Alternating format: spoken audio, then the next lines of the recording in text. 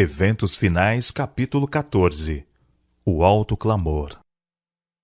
Deus tem pedras preciosas em todas as igrejas.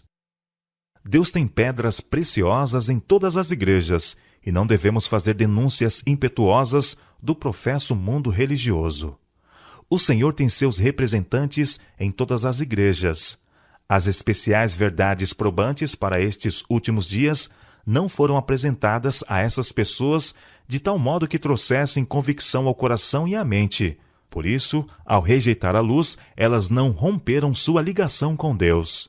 Entre eles, existem muitos que são conscienciosíssimos cristãos, que andam em toda a luz que sobre eles brilha, e Deus operará em seu favor. No capítulo 18 do Apocalipse, o povo de Deus é convidado a sair de Babilônia. De acordo com esta passagem, muitos do povo de Deus ainda devem estar em Babilônia. E em que corporações religiosas se encontrará hoje a maior parte dos seguidores de Cristo? Sem dúvida, nas várias igrejas que professam a fé protestante. Apesar das trevas espirituais e afastamento de Deus prevalecentes nas igrejas que constituem Babilônia, a grande massa dos verdadeiros seguidores de Cristo encontram-se ainda em sua comunhão. A queda de Babilônia ainda não é completa. Ela tem dado a beber a todas as nações do vinho da fúria da sua prostituição. Apocalipse capítulo 14, versos 6 a 8. Como isso é efetuado? Obrigando os homens a aceitarem um sábado espúrio. Contudo, não se pode ainda dizer que a todas as nações deu a beber do vinho da ira da sua prostituição. Ainda não deu de beber a todas as nações. A queda de Babilônia se completará quando esta condição for atingida e a união da igreja com o mundo se tenha consumado em toda a cristandade. A mudança é gradual e o cumprimento perfeito do Apocalipse, capítulo 14, verso 8, está ainda no futuro. Quando seus pecados se acumulam até o céu? Quando a lei de Deus for finalmente invalidada pela legislação. A última mensagem de advertência da parte de Deus. O Senhor deu às mensagens de Apocalipse 14 o seu devido lugar na sequência profética, e sua obra não deve cessar antes do fim da história terrestre. O capítulo 18 do Apocalipse indica o tempo em que, como resultado da rejeição da tríplice mensagem do Apocalipse, a igreja terá atingido completamente a condição predita pelo segundo anjo, e o povo de Deus, ainda em Babilônia, será chamado a separar-se de sua comunhão. Esta mensagem é a última que será dada ao mundo. Esta passagem de Apocalipse, capítulo 18, versos 1, 2 e 4, indica um tempo em que o anúncio da queda de Babilônia, conforme foi feito pelo segundo anjo do Apocalipse, capítulo 14, verso 8, deve repetir-se com a menção adicional das corrupções que tem estado a introduzir nas várias organizações que constituem Babilônia, desde que esta mensagem foi pela primeira vez proclamada no verão de 1844. Estes anúncios, unindo-se à mensagem do terceiro anjo, constituem a advertência final a ser dada aos habitantes da terra. Os pecados de Babilônia serão revelados. Os terríveis juízos da imposição das observâncias da igreja pela autoridade civil, as incursões do espiritismo, os furtivos, mais rápidos progressos do poder papal, tudo será desmascarado. Por meio destes solenes avisos, o povo será comovido. Milhares de milhares que nunca ouviram palavras como essas irão escutá-las. O coração da última mensagem de Deus. Vários me escreveram, indagando se a mensagem da justificação pela fé é a mensagem do terceiro anjo, e tenho respondido: é a mensagem do terceiro anjo, em verdade. Em sua grande misericórdia, enviou o Senhor preciosa mensagem ao seu povo por intermédio dos pastores Wagner e Jones. Esta mensagem devia pôr de maneira mais preeminente diante do mundo o Salvador crucificado, o sacrifício pelos pecados de todo o mundo. Apresentava a justificação pela fé no Fiador, convidava o povo para receber a justiça de Cristo, que se manifesta na obediência a todos os mandamentos de Deus. Muitos perderam Jesus de vista. Deviam ter tido o olhar fixo em sua divina pessoa, em seus méritos e em seu imutável amor pela família humana. Todo o poder foi entregue em suas mãos, para que ele pudesse dar ricos dons aos homens, transmitindo o inestimável dom de sua justiça ao impotente ser humano. Esta é a mensagem que Deus manda proclamar ao mundo. É a terceira mensagem angélica que deve ser proclamada com alto clamor e regada com o derramamento de seu Espírito Santo em grande medida. A mensagem da justiça de Cristo há de soar desde uma até a outra extremidade da terra, a fim de preparar o caminho ao Senhor. Esta é a glória de Deus com que será encerrada a mensagem do terceiro anjo. A última mensagem de graça a ser dada ao mundo é uma revelação do caráter do amor divino. Os filhos de Deus devem manifestar sua glória. Revelarão em sua vida e caráter o que a graça de Deus por eles tem feito. A mensagem avançará com grande poder. Quando a terceira mensagem se avolumar num alto clamor e quando grande poder e glória acompanharem a obra final, o fiel povo de Deus participará dessa glória. É a chuva serôdia que os reanima e fortalece para passarem pelo tempo de angústia. À medida que se aproxima o fim, os testemunhos dos servos de Deus tornar-se-ão mais decididos e mais poderosos. Esta mensagem, Apocalipse capítulo 14, versos 9 a 12, abrange as duas mensagens precedentes. Ela é representada sendo dada em alta voz, isto é, com o poder do Espírito Santo. Quando a terceira mensagem se avolumar num alto clamor, grande poder e glória acompanharão sua proclamação. Os semblantes do povo de Deus resplandecerão com a luz do céu. Por entre as sombras cada vez mais profundas da última e grande crise da terra, a luz de Deus resplandecerá com maior brilho, e o canto de confiança e esperança ouvir-se-á nos mais claros e sublimes acordes. Segundo está predito no capítulo 18 do Apocalipse, a mensagem do terceiro anjo deve ser proclamada com grande poder pelos que transmitem a advertência final contra a besta e sua mensagem, semelhante ao movimento de 1844. O poder que agitou o povo tão vigorosamente no movimento de 1844 será revelado outra vez. A mensagem do terceiro anjo não será divulgada em sussurros, mas com forte voz. Vi que esta mensagem se encerrará com poder e força muito maiores do que o clamor da meia-noite, semelhante ao dia de Pentecostes. É com intenso anseio que aguardo o tempo em que os acontecimentos do dia de Pentecostes se repitam com maior poder do que naquela ocasião. João diz: vi descer do céu outro anjo que tinha grande autoridade, e a terra se iluminou com a sua glória. Então, como no Pentecostes, cada pessoa ouvirá a verdade ser-lhe proferida em sua própria língua. Em visões da noite, passaram perante mim representações de um grande movimento reformatório entre o povo de Deus. Muitos estavam louvando a Deus, os enfermos eram curados e outros milagres eram operados. Viu-se um espírito de intercessão, tal como se manifestou antes do grande dia de Pentecostes. A grande obra do Evangelho não deverá encerrar-se com menor manifestação do poder de Deus do que a assinalou seu início.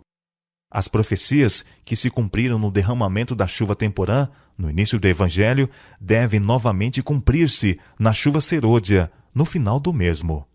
Servos de Deus, com o rosto iluminado e a resplandecer de santa consagração, apressar-se-ão de um lugar para outro para proclamar a mensagem do céu. Por milhares de vozes em toda a extensão da terra será dada a advertência. Operar-se-ão prodígios, os doentes serão curados, e sinais e maravilhas seguirão os crentes. Deus usará instrumentalidades que nos surpreenderão. Permite-me dizer-vos que o Senhor trabalhará nesta última obra de um modo muito fora da comum ordem de coisas e de um modo que será contrário a qualquer planejamento humano.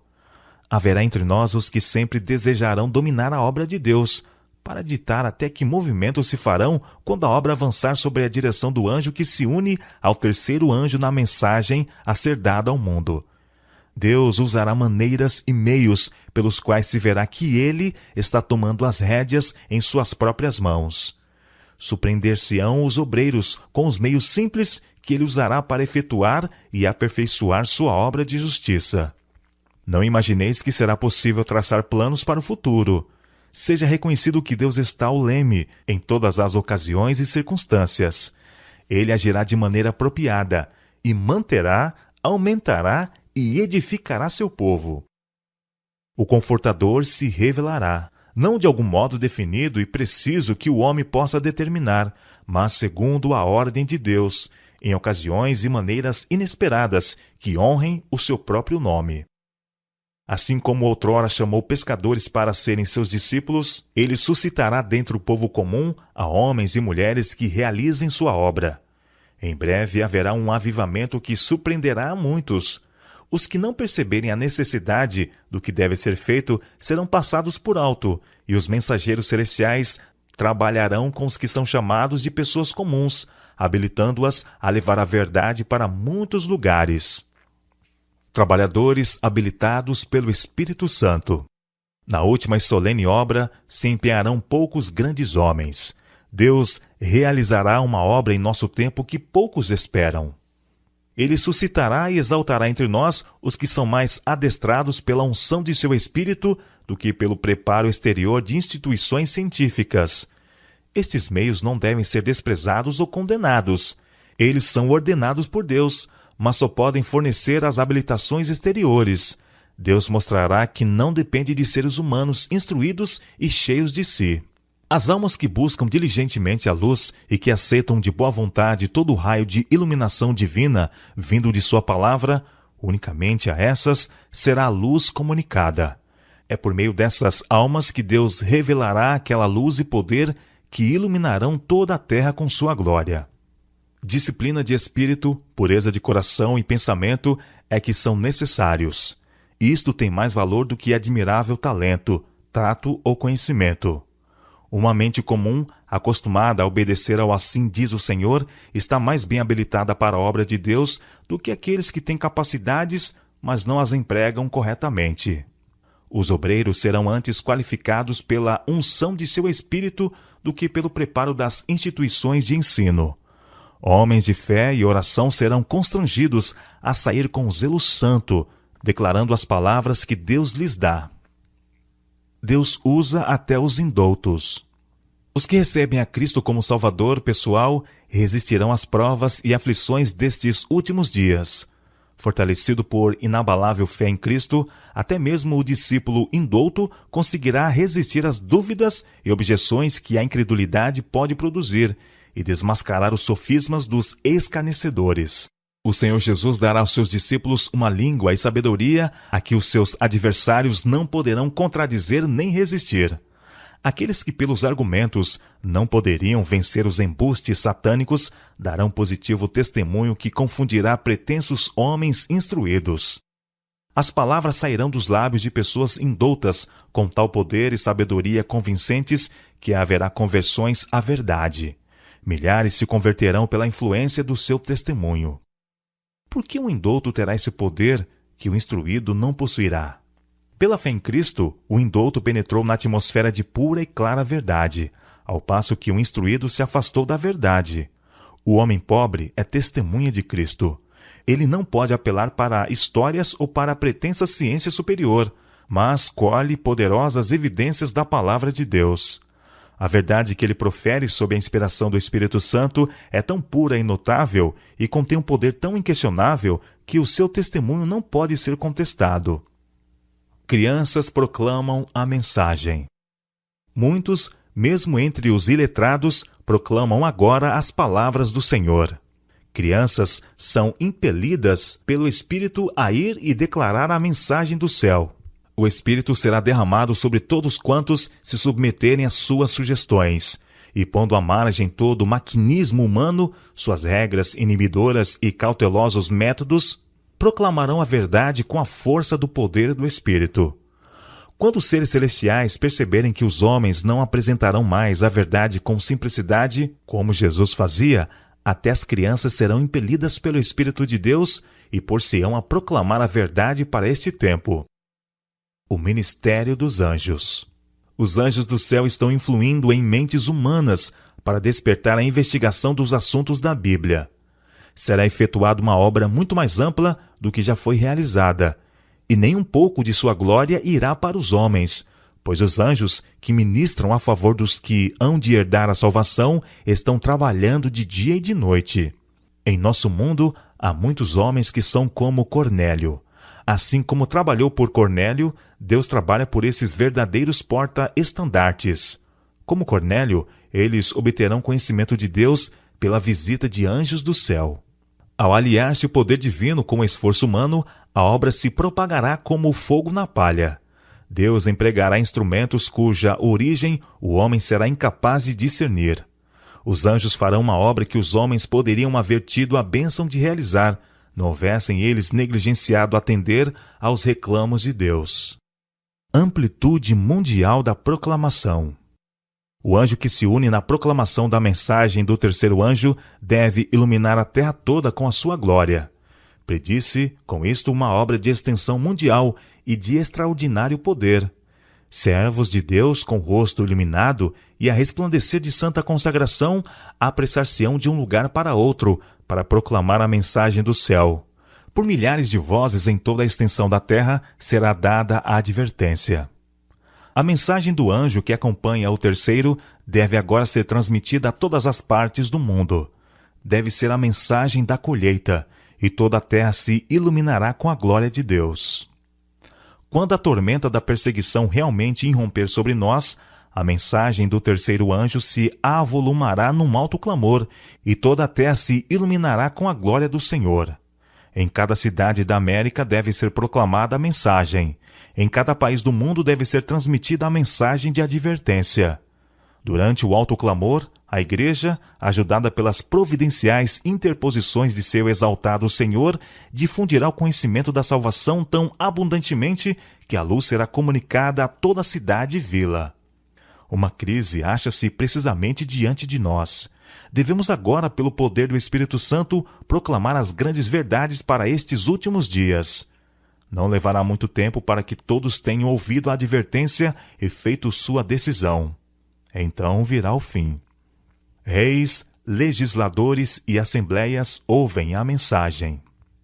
Agora não nos parece ser possível que alguém tenha de ficar em pé, sozinho.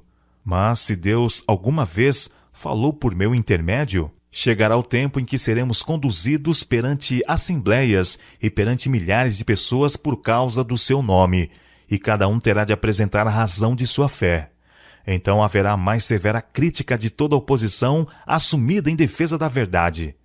Precisamos, portanto, estudar a palavra de Deus para saber por que cremos nas doutrinas que defendemos. Muitos terão de se apresentar nas cortes legislativas, alguns perante reis e diante dos doutos da terra, para responderem por sua fé. Os que não têm senão um superficial conhecimento da verdade não serão capazes de expor claramente as Escrituras e dar razões definidas da fé que possuem. Ficarão confusos e não serão obreiros que não têm de que se envergonhar. Que ninguém imagine não precisar estudar, visto não ter de pregar do sagrado púlpito. Não sabeis o que Deus pode requerer de vós. Muitos adventistas tomam posição contra a luz. Nas igrejas adventistas do sétimo dia, deverá haver admirável manifestação do poder de Deus, mas ela não influirá sobre os que não se têm humilhado diante do Senhor, abrindo a porta do coração pela confissão e arrependimento. Na manifestação desse poder, que ilumina a terra com a glória de Deus, eles só verão alguma coisa que, em sua cegueira, consideram perigosa, alguma coisa que despertará os seus receios e se disporão a resistir-lhe. Visto que o Senhor não age de acordo com suas ideias, expectativas, eles combaterão a obra. Por que, dizem eles, não reconheceríamos o Espírito de Deus se temos estado na obra por tantos anos? A mensagem do terceiro anjo não será compreendida, e a luz que iluminará a terra com a sua glória será chamada de falsa luz pelos que recusam andar em sua glória progressiva. A maioria dos não-adventistas rejeitará a advertência. Muitos dos que ouvem a mensagem, o maior número deles, não darão crédito à solene advertência. Muitos serão achados desleais aos mandamentos de Deus, que são uma prova do caráter. Os servos de Deus serão chamados entusiastas. Os ministros aconselharão o povo a não os ouvirem. Noé recebeu o mesmo tratamento enquanto o Espírito o impelia a dar a mensagem. quer os homens quisessem, quer não a quisessem ouvir. Alguns atenderão a essas advertências, mas a grande maioria as desprezará. O ministério popular, semelhante aos fariseus da antiguidade, cheio de ira, por ser posta em dúvida sua autoridade, denunciará a mensagem como sendo de Satanás e agitará as multidões amantes do pecado para ultrajar e perseguir os que a proclamam. Multidões responderão à chamada. Almas que estavam espalhadas por todas as corporações religiosas responderam à chamada, e os que eram preciosos retiraram-se apressadamente das igrejas condenadas, assim como precipitadamente fora Ló retirado de Sodoma antes de sua destruição. Haverá um exército de crentes resolutos que permanecerão tão firmes como uma rocha durante a última prova. Há muitas almas que sairão das fileiras do mundo e das igrejas, até da Igreja Católica, cujo zelo excederá consideravelmente os dos que têm estado apostos para proclamar a verdade até agora. Multidões receberão a fé e unir-se-ão aos exércitos do Senhor. Muitos que vaguearam longe do aprisco retornarão para seguir o grande pastor. Na África pagã, nas terras católicas da Europa e da América do Sul, na China, na Índia, nas ilhas do mar e em todos os escuros recantos da terra, Deus tem em reserva um firmamento de escolhidos que brilharão em meio às trevas, revelando claramente ao mundo apóstata o poder transformador da obediência à sua lei. Mesmo agora, eles estão aparecendo em toda a nação, entre toda língua e povo, e na hora da mais profunda apostasia, quando o supremo esforço de Satanás for feito no sentido de que todos, pequenos e grandes, ricos e pobres, livres e servos, recebam, sob pena de morte, o sinal de submissão a um falso dia de repouso, esses fiéis, irrepreensíveis e sinceros, filhos de Deus, inculpáveis no meio de uma geração corrompida e perversa, resplandecerão como astros no mundo. Milhares convertidos num dia.